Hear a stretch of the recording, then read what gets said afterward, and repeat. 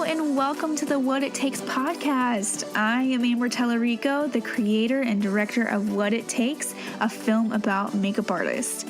The What It Takes podcast will inspire and empower you to follow your wildest dreams and know what it takes to get there with motivational segments, fun discussions with my partner in crime, Kenneth Alexander, plus interviews with the top makeup artists around the world. If you haven't ordered a copy of the What It Takes DVD, make sure you get one. The film features over 20 award-winning makeup artists who share their stories and insights on being successful as makeup artists. You can purchase your copy of What It Takes at whatittakesfilm.com. All right, let's get started, shall we? Hey everyone, welcome to the podcast. Today we have a very special guest, celebrity makeup artist Kerry Herta. You know her work from the iconic American Horror Story ad campaigns, which are truly just jaw-dropping. Her work also includes ad campaigns for Feud, It's Always Sunny in Philadelphia, amongst many, many other things.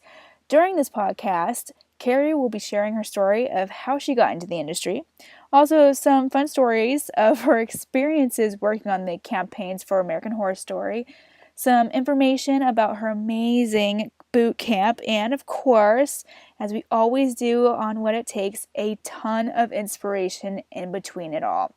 Plus, listen to the end for a very special announcement that we have about our upcoming Airbrush 101 Masterclass that will be launching on April 10th, and how you can win a free spot in the class plus 50% off of Kerry's full-length boot camp.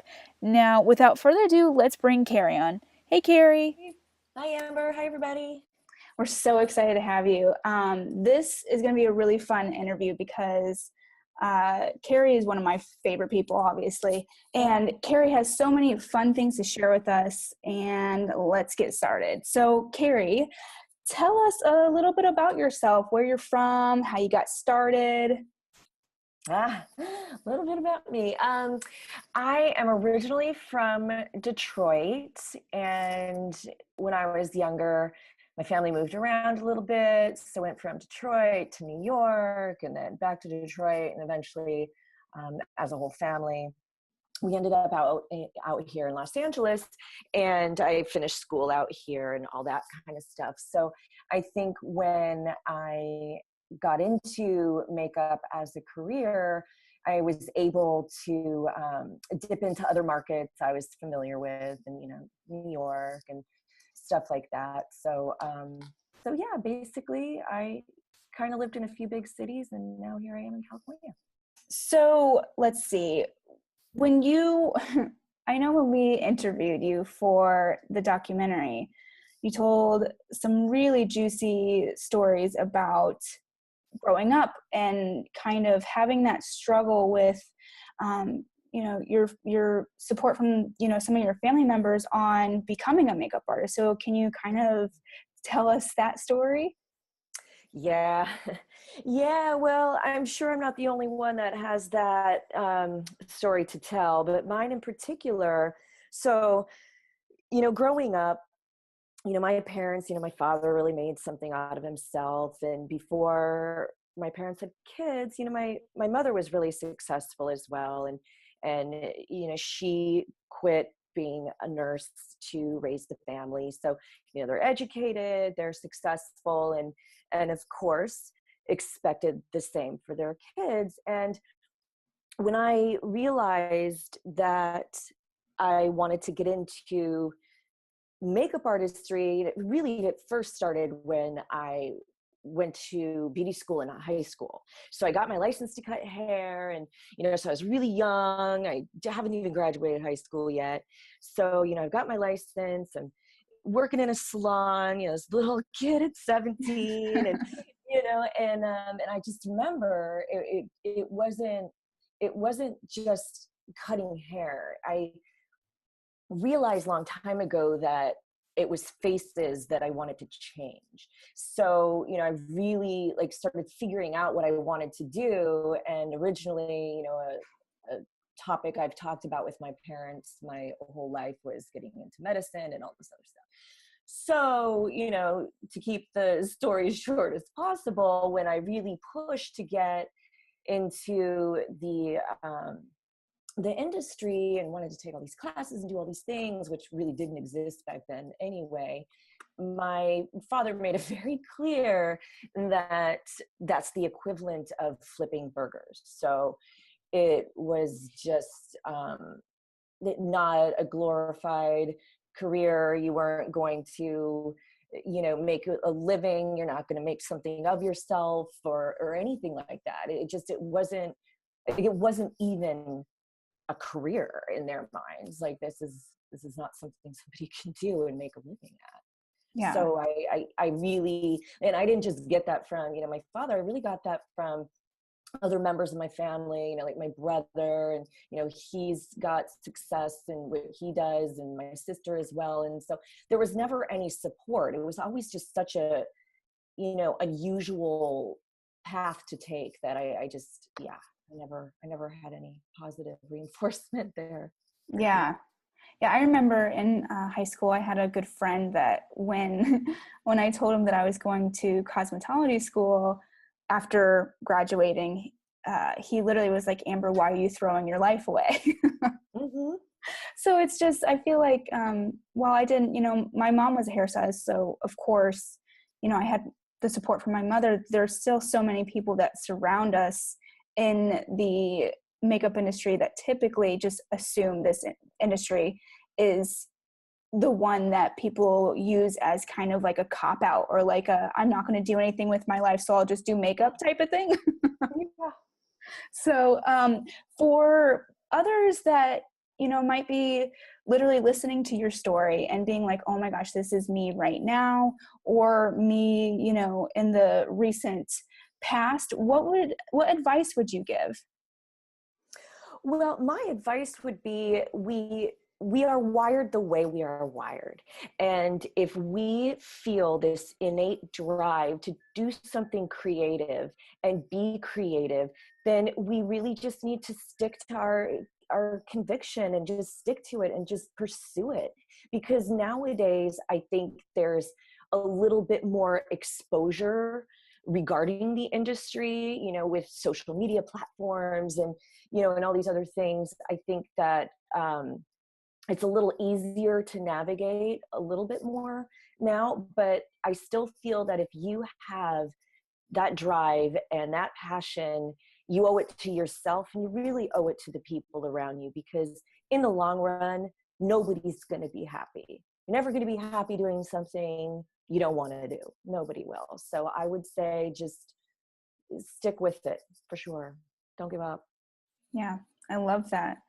And obviously, you've proven quite a few people in your life wrong that, this is not the equivalent of flipping burgers. So let's talk about, okay, so, there are a lot of people that want to do this, right? And some people do expect that it's, especially with social media and, people assuming that it might be a little easy.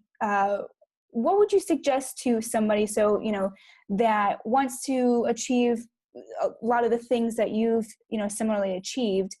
What, if you could explain like how much hard work it does go into achieving the goals that are similar to what you've, achieved, what would you suggest to like, what advice, I guess, would you give for people to essentially stay on top of it, if that makes sense? Oh yeah, no, that makes sense. Well, first of all, you have to be prepared that it's a business. On every level, it's a business. And we are not supported by, this big, corporate, empire behind us. It's us. So we have to be our face, our name, our reputation, our brand, our everything. So while we're packaging ourselves up and trying to figure that out, there's all these other people that are doing the same thing. And they're essentially your competition. So how do you build yourself up in a sea of, millions of people trying to do the same thing all over the country? And when I started, we didn't have social media platforms. We had to pound the pavement. I had to show up to every event. I had to network with everybody. I had to go everywhere, do everything. That in itself was a lot of work. Yeah. And it was pretty exhausting. Nowadays you do have social media platforms, but now you have to stay up on that as well. And then somebody else is claiming your work, which happens to me all the time, but it doesn't affect me now at this level, which is great. But you also have to navigate not offending anybody, or how you promote yourself. How is that reading to others? Because for me, I want to make sure I come off approachable. That's important. My body of work doesn't always say, I'm the warm and fuzziest person. So, but I feel like I am, and I want that message out there. So you're navigating what your messaging is, what your brand is, but yet you still have to build your career. You have to have people find you and be interested in you. You have to hone in on your craft, and you have to be a hard worker and a tough cookie and take some criticism. You have to be able to work some hard days, some long hours, and in really tough environments, outside in the rain, night shoots, it's freezing, or in the summer, it's 100 degrees. It's not for the faint of heart. So you really have to examine, how badly do you want it? You really do. Yeah, absolutely. I couldn't agree more. So you've worked with so many different industries within our industry. So, you've got films, you've got commercials, ad campaigns. So you've actually worked with, celebrities. You've worked as, doing ad campaigns, and you've also done television work as well. So can you talk about the differences of all of them, and, maybe kind of what the experiences are between each, and maybe talk about, if there's somebody that might be a perfect match to work with celebrities versus ad campaigns versus feature films, and so on. Yeah. All these genres are completely different from one another and unique in their own ways. And when I first started, I thought I had to be good at everything and work everywhere on everything all the time, but it's not realistic. Some people know I'm going to do film, that's it. And they zoom in on that path, and that's where they go, or they do the TV route, and wherever it takes them. Some people do know ahead of time what they want to pursue.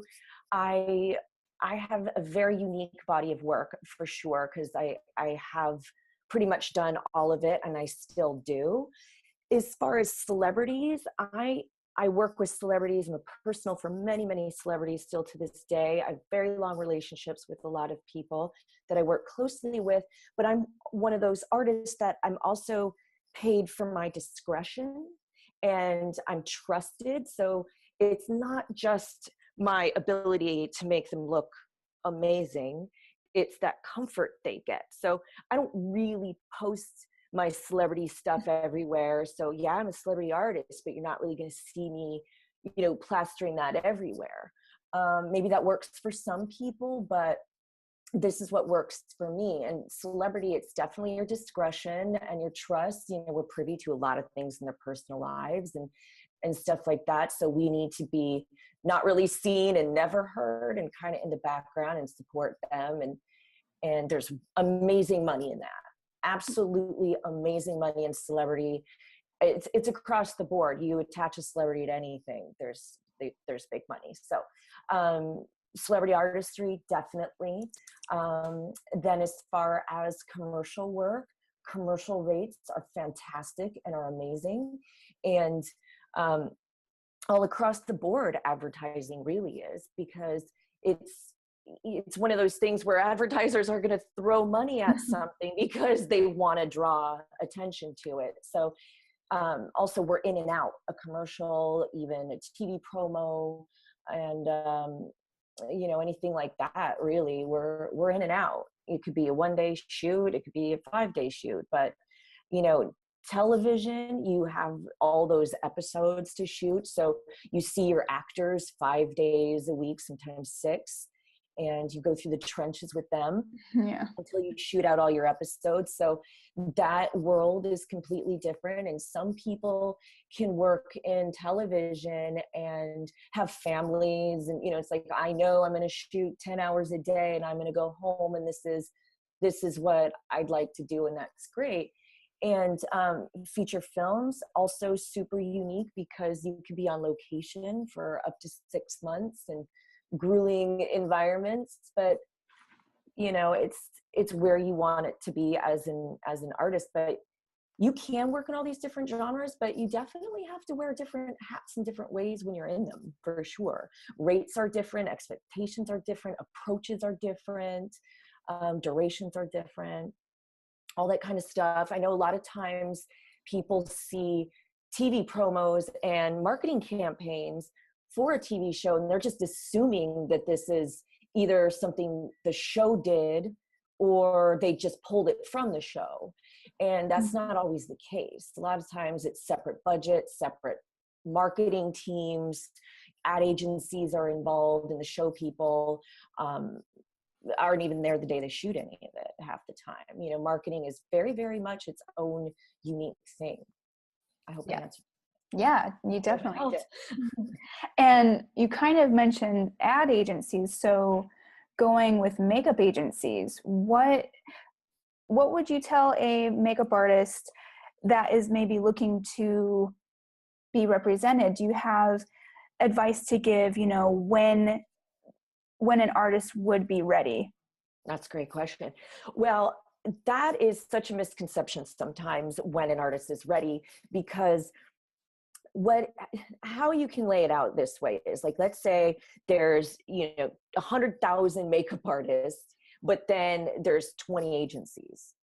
Yeah. These 20 agencies can't take 100,000 makeup artists. So they're going to take a certain group of makeup artists that they can market in a certain way, because there's also a misnomer that's like, well, I'm not really busy, so I need to get an agent because this agent's going to get me a career. It's not one-stop shopping like that. It's not, add water and stir and you've got a career. It doesn't work like that. So you need to be marketable. You have to come to an agency with some clientele. They don't want to be responsible for you not being able to pay your bills. They don't want the stress of you sitting there every day waiting for them to get you work.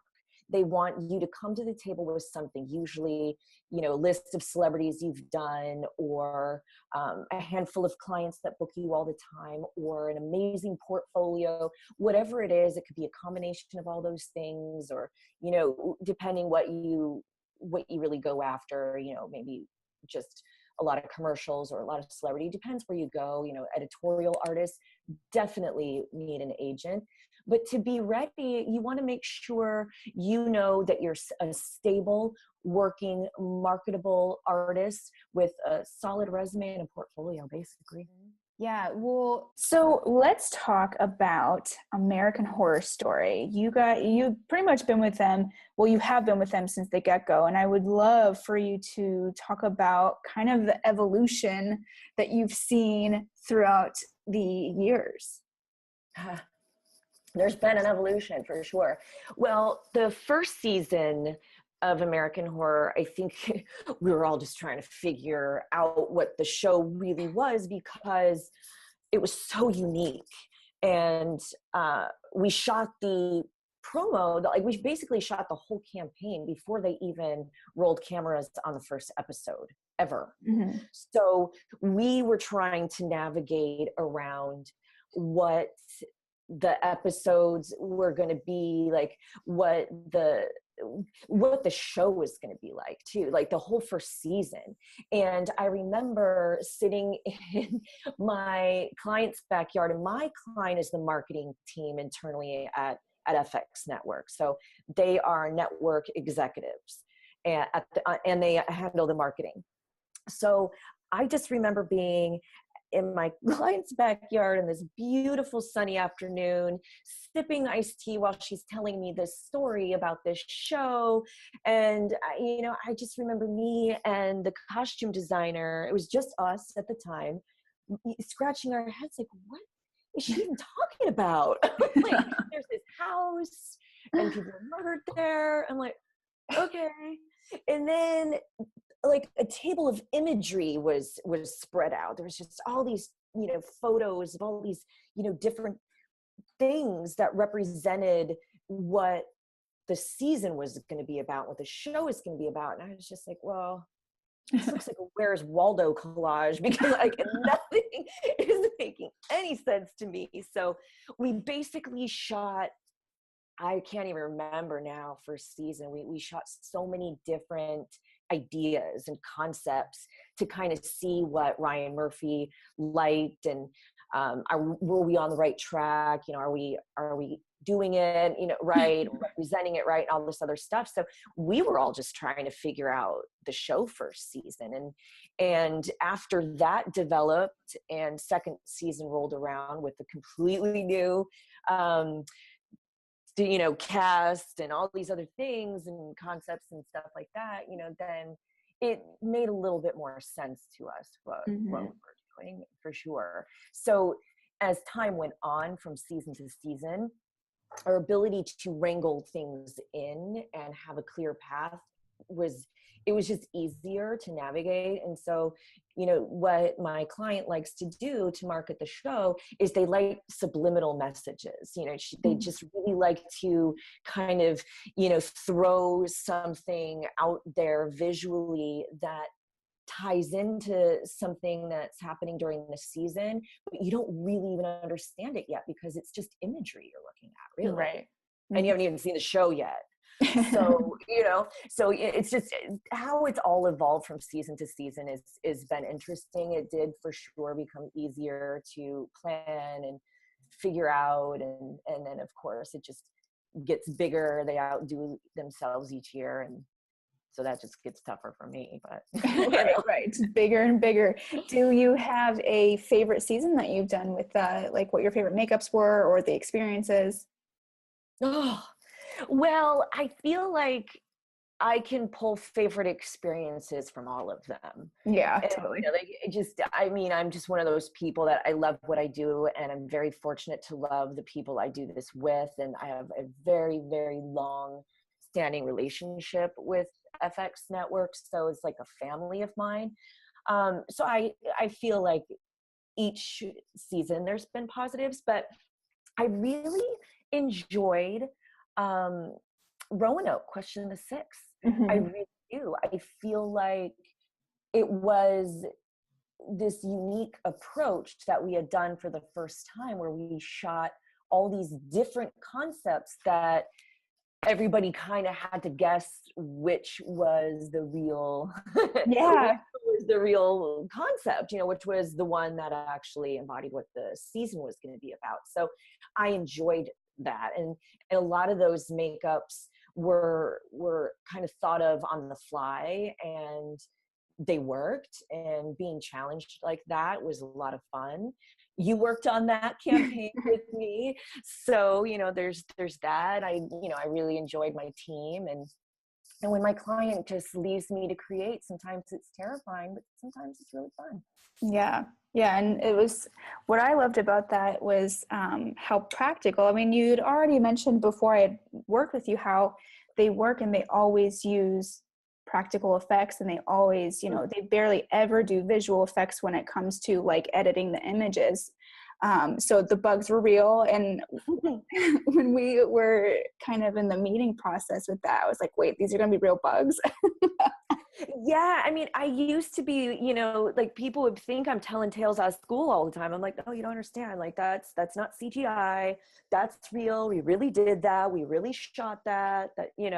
Those real bugs, those real spiders, all these things. But, I think what's so unique about FX and what really works is they do shoot everything practical. It is shot in camera. Of course they manipulate it in post. Of course they do, but they're only manipulating what they actually shot in reality, and they're not really manipulating it to change it. It's what you're seeing. We shot that. We 100% did. Yeah. So that's always exciting and a lot of fun, and but very, very challenging. And I think that like the season 6 Roanoke, I think what was nice about that one is there were so many concepts being shot at the same time, but there really wasn't a lot of moving parts to that one. Like it was contained a little bit, and it was easier for me to be hands-on with every set, kind of. I mean, as much as I could be. And now, I mean, it's just exploded into, there's just so much that goes into these things simultaneously. Yeah. Well, I mean, that was crazy with the last season, the Colts season. That was pretty crazy. I mean, I totally felt for you because you were just like exhausted. There's so much going on. Oh yeah. I mean, if I could have made, 50 Kerrys, that would have been great, and everybody sees that too, but, obviously you can't. And yeah, and you were there on our biggest days, and, and a lot of people that, once again, they see a shot and there's 140 clowns in it, and they think, so they did 10 clowns and the rest is CGI. Nope. Mm-hmm. It was it was 140 clowns. But then we didn't stop there. We had 4 other productions shooting simultaneously, so we had to churn out clowns for each set. Yeah. So, by the time it was all said and done, I mean, I believe we did well over 500 makeups in just 3 days. Yeah, that was really crazy. Mm-hmm. Yeah, well, so there's a lot of people, obviously, and I'm sure you get this quite a bit, that, want to work with you. And, whether that is on American Horror Story or if it's on pretty much anything that you do, when somebody approaches you, what is it that you look for in somebody that would want to work with you?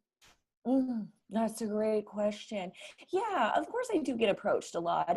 And I know a lot of people that do know me around town. They know that it doesn't just, like, my creative projects don't just stop with FX. I pretty much become the person that if you've got a crazy concept, just call Kerry Herta. I mean, pretty much everybody, they're on to me in that regard. But yeah, I do have people that want to work with me, and I welcome that. I'm fully open-armed. Depending on, if you just want to work on American Horror Story with me, and if that's what your goal is, then you're not trying to be a part of my team on a daily basis, 365 days a year. So I'm a little hesitant, because you kind of question somebody's motives. But if somebody says, I want to work with you, I want to work with Kerry, that's a different story. And I look for people that are positive, because I really pride myself in running a room, like a department in a makeup room, that is nurturing. And, we want people to feel that they can come in there and feel taken care of, whether it's our actors or our team members and all that kind of stuff. So I'm really looking for somebody that has a really good positive attitude, and they're passionate. They want to learn, they want to help, they want to support, they want to be involved. Like, all those things almost matter more to me than your skill level, because if you have the right attitude and all these other amazing personality traits, but your skill level needs some work, I've got you. Come on in, right? Because I can work with that. I can teach you. My team's up to speed. We're all up to speed. We're all going to embrace you, and we're going to teach you. We just want you to stick around. We just want you to be part of our team. Like, if you come in and you're like, well, I'm just, you're a stepping stone for me, then that's not what I'm looking for. Right. And I love what you said about, people that would approach you just for the show, because I've definitely talked to some people that have literally just said they want to work with you on American Horror Story, and that's it. And I'm just like, do you even know what else she does? Everything else. Yeah. And it's like, she does so much more than just that. Like, of course, like her work is absolutely incredible on that, but she also has, really incredible work elsewhere too. Like, what about the other stuff she does? And I keep a lot of people very busy too. So. Oh, totally. I mean, I can speak to that. You've given me a couple jobs, and obviously I'm like eternally grateful for, like, when we did the baskets, which was a really fun one too. Yep. And, you know, I love that you also talk about, it's more like the attitude and just like the eagerness to learn rather than this outstanding, exceptional work, you know, portfolio. I think that some people think it is about the artistry, and while it is, it's not the only thing that it's about, because, you know, you can't have this amazing artist with just like this terrible attitude that's ready to go by hour, you know, 5. Mm-hmm. Or you want them to go by hour 5. Yeah, exactly. Too. Well, yeah, you can be the most magnificent artist on the planet, but if you're difficult or, you know, challenging to be around, or you don't want to really put in the hard work, I mean, you know, you're not going to, nobody's going to want to hire you. Doesn't matter how amazing you are. Exactly. You know, there's a lot of amazing people in this town with great attitudes. Oh yeah, absolutely. Definitely.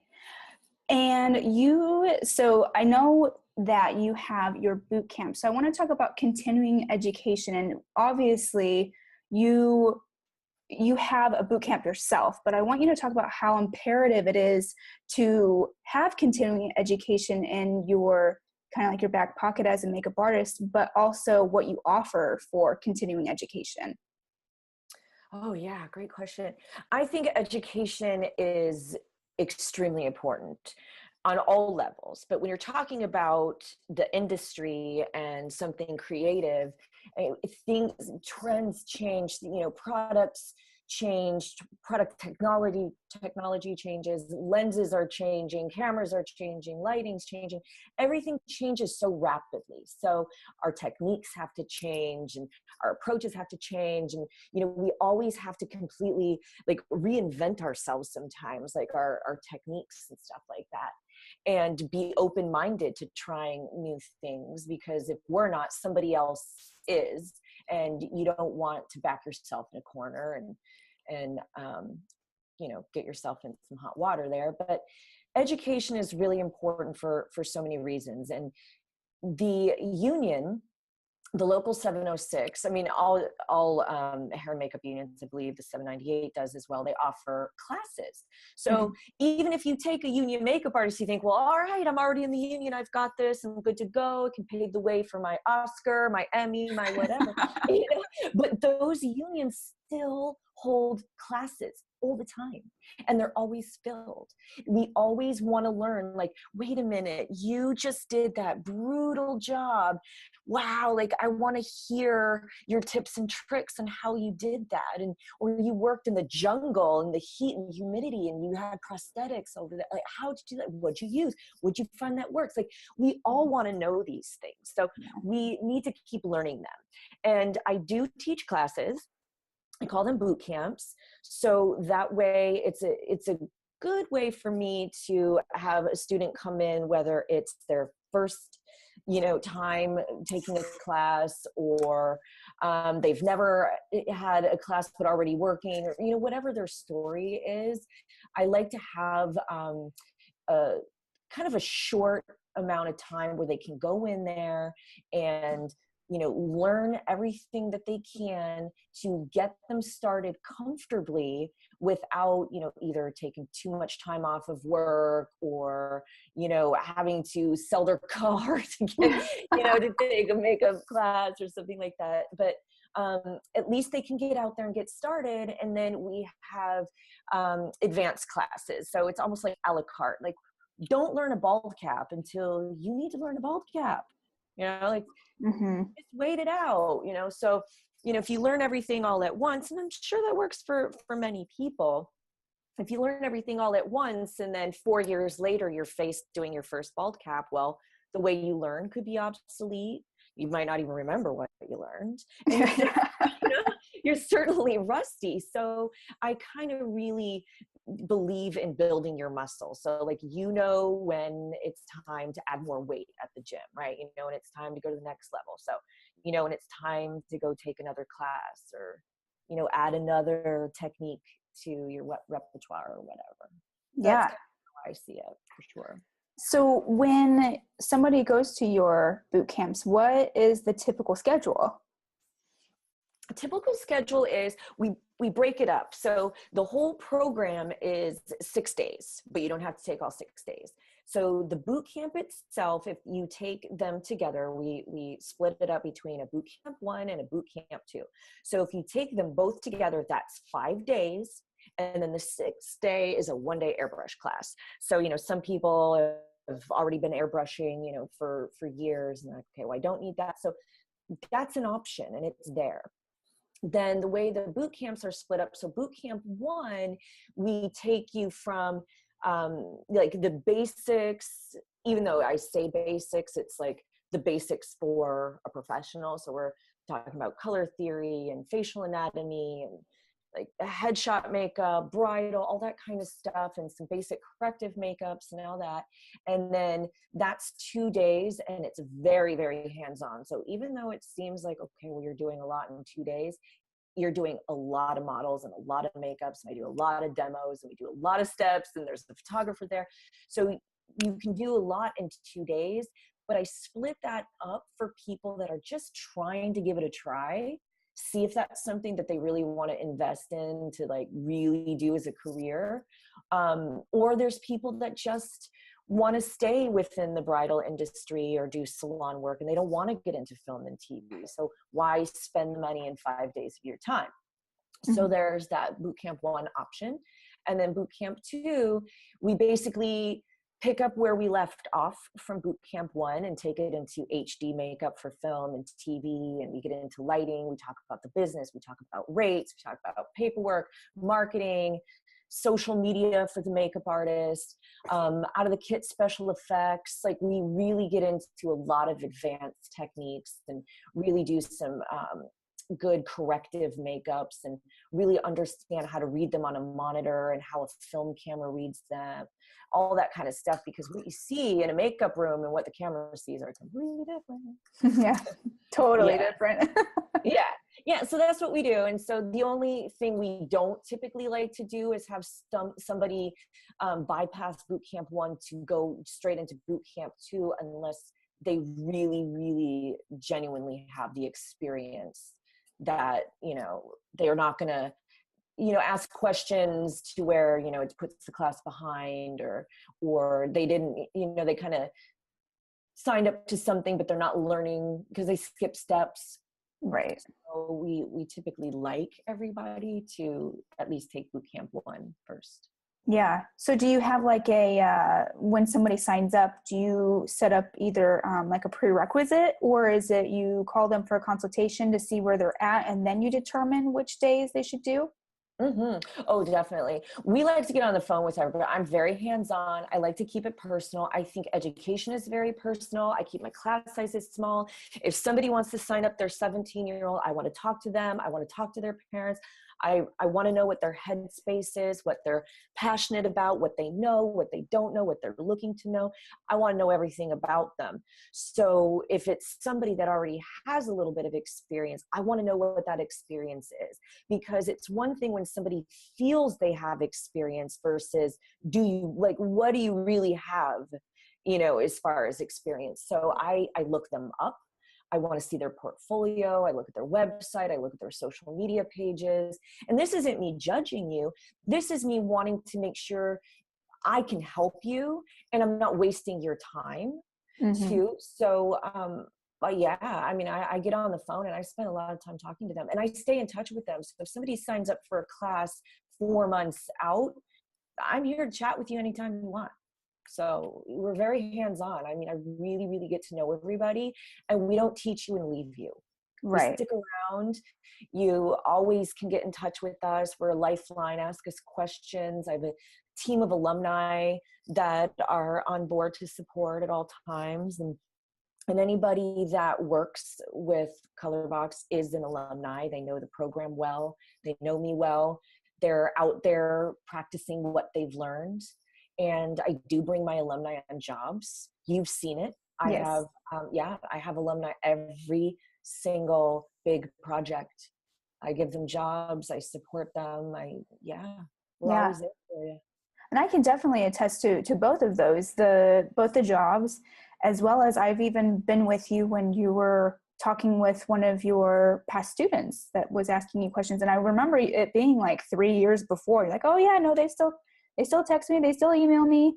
So it was really cool. I was really impressed with that, because I feel like there are definitely some people out there that will create, master classes or boot camps and just kind of be, the one and done type of thing. And, you're just kind of off on your own, and you just keep your relationships with those people. Yeah, well, and thanks for noticing that. It's something that's really important to me. And I feel like relationships are just so important on all levels and every business. And this one is the relationship business for sure. And I don't ever want a student feeling that they're out there on a limb and they're not supported, because every artist needs to be supported. We can't do these jobs by ourselves. Sure, there's jobs you can do by yourself. You got one talent, two talent, whatever. But you do need a department, and you need a team, and there is jobs all over this country happening at all times. And you want to make sure that they know there's even another alumni in their backyard that they can call, and they're, they were trained to not compete. They were trained to support, and they know how to handle themselves on set. So we don't even just support them internally. We support them with the tools to be out there in the field too. So I think everybody feeling that they can call someone and put a team together, I think is the biggest asset, really. Yeah. And obviously, I'm sure people are just, on the edge of their seats wanting to sign up. So where are your boot camps located? I know you have several, and you just added a few new cities to your list. Yeah, we added a bunch of new cities, and we've been asked to go to these cities for a very long time. And obviously, everybody that works with Colourbox or is an instructor, we're working makeup artists. So I never, ever want to teach a class once I'm retired. I don't believe in that. So having to navigate around our schedules and all those things can be a little challenging. So sometimes we get stuck going to the same markets all the time just because the timing works out. But now we're going to Raleigh, North Carolina, Austin, Texas, Chicago. We're going to, where else are we going? Atlanta. Yeah, we're going to a lot of different places this year, and I'm really excited about it. Really, really excited about it. Yeah, I was excited when I saw the new cities. Mm-hmm. Yeah. It was really exciting. And for anybody that, if you live in any of those areas or in the surrounding areas, you can find all of that information to sign up on colourboxmakeup.com, or is it colourboxmakeupstudio.com? Our website is colourboxmakeup.com, and it's spelled COLOUR. Yes. COX. Yeah. Mm-hmm.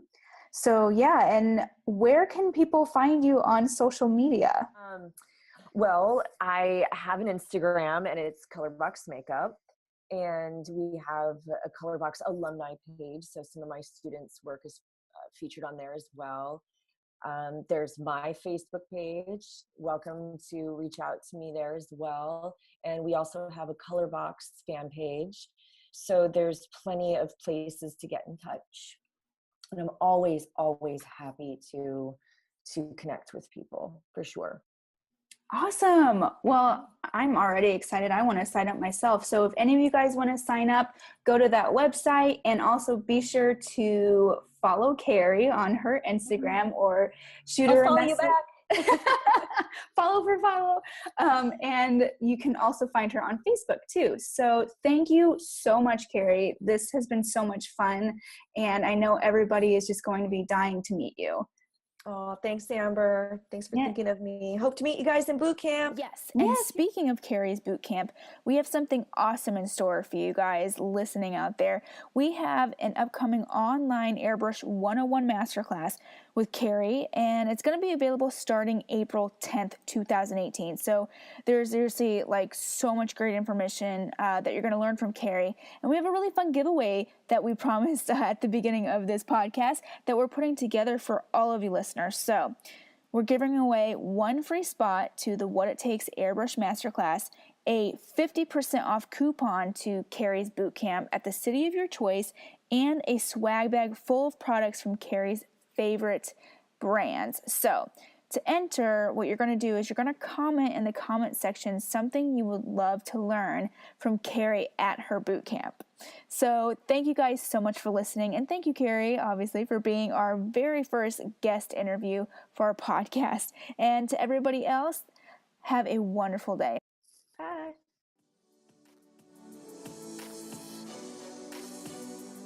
Thank you so much for listening to this podcast episode. I hope you really enjoyed it.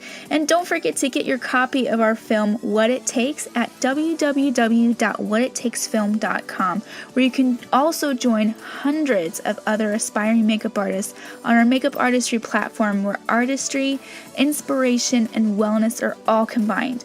We offer free workshops and training videos, and you won't want to miss it. So I'll see you over there.